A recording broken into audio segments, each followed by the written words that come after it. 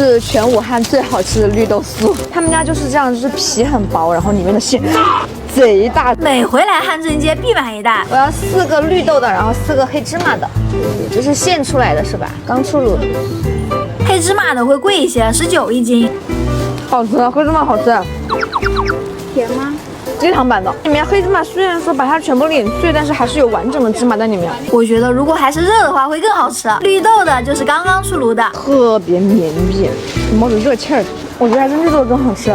黑芝麻是低糖版，然后这个绿豆就是无糖版的。哇，刚出炉太香了，巨好吃，巨酥。